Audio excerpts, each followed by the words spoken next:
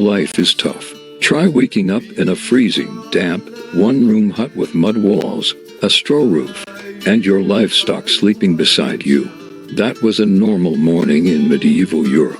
Forget electricity, plumbing, or even privacy. You'd probably be sharing your bed with your siblings, maybe even your parents, and a few fleas for good measure. Life wasn't just hard, it was a daily test of survival.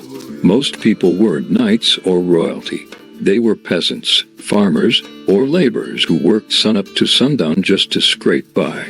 The idea of weekends or vacation didn't exist. You were born into your role, and chances are, you'd die in the same one, probably before reaching 40. Food was another story. It wasn't glamorous. Forget feasts and golden goblets unless you were rich. The average meal was something called pottage, a lumpy stew made from whatever scraps of vegetables you could grow or scavenge. Bread was common, but it was gritty, dark, and sometimes full of fungus that could make you hallucinate or even kill you. Target poisoning was a real risk, and some believe it triggered mass hysteria that led to witch hunts. Meat was a luxury.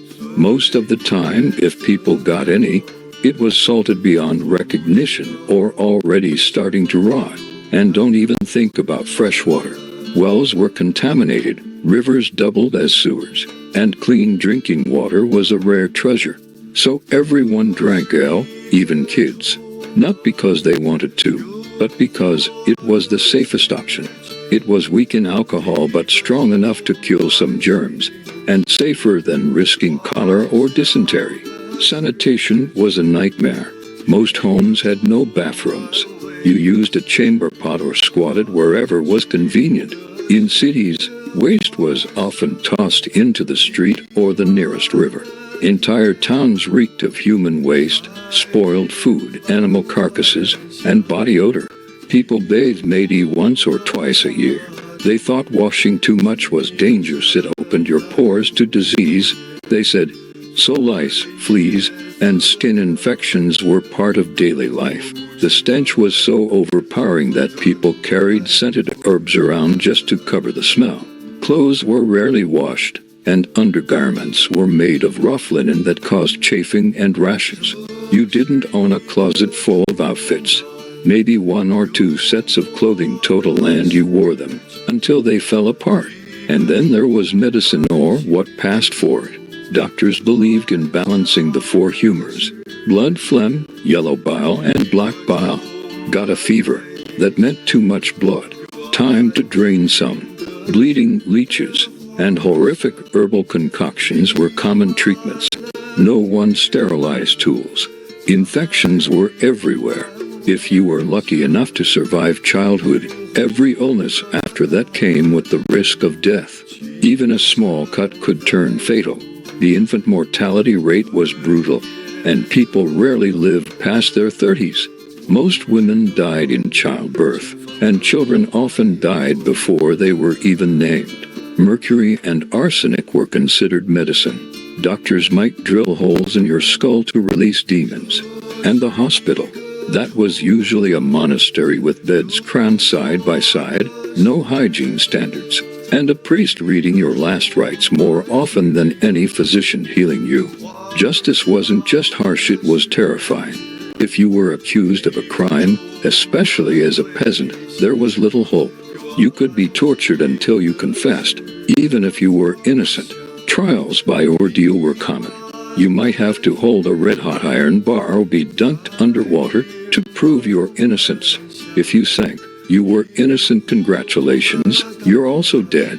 If you floated, that meant you were guilty and likely to be executed. Executions were public events. People brought snacks to watch someone get hanged, beheaded, or burned alive. Crime and punishment were more about fear and control than actual justice. Even petty crimes like stealing bread could get your hand chopped off. Prisons were dark, filthy, and overcrowded. Torture devices like the rack or the Iron Maiden were real. Public humiliation was common too. Stocks, pillories, and ducking stools were all tools of shame. Daily work was physically exhausting. Farming wasn't like it is today with machines and tractors. You plowed with oxen and wooden tools, planted by hand, and harvested under the burning sun. Injuries were common, tools were crude, and there was no safety net. If your crops failed, you didn't eat. Tradesmen like blacksmiths, tanners, and bakers faced their own nightmares. Blacksmiths breathed in smoke and wrist burns. Tanners soaked animal hides in urine and worked in unbearable conditions. Apprentices started as young as 7 and worked for years before they could earn real pay. Most people didn't retire, they worked until their bodies gave out or they dropped dead. And let's not forget beggars, orphans, and the disabled, who were often left to starve or survive through crime and war. That made things worse. Kings and nobles were constantly fighting, dragging peasants into battle. You might be forced to fight with little training, wearing nothing but padded cloth and wielding a sharpened stick. If you survived the battle, infection might kill you. If your town was caught between two armies, you could lose everything. Soldiers pillaged villages, burned fields, and killed anyone in their way. And if your village had a castle, you might be stuck in a siege. That meant starvation, disease, and watching your neighbors die slowly as the enemy waited you out. Sieges could last weeks, months, or even years. Food would run out. People would eat rats, pets, leather, or worse. Children cried themselves to sleep from hunger. Disease spread like wildfire. So, why does the medieval period still fascinate us? Maybe it's the castles and the kings, the battles and the myths. But behind the romance is a brutal reality. Life was dirty, dangerous, and short. It was a time of superstition, suffering, and survival. But people endured. They built cathedrals that still stand, laid the groundwork for universities, preserved knowledge through monastic scribes, and passed down stories that we still tell today. The world they lived in was harsh, but somehow, through all the pain and chaos, they pushed forward. And maybe that's what makes the Middle Ages so unforgettable. Because in a time where everything seemed against them, people still dreamed, still fought to live, and still hoped for something better.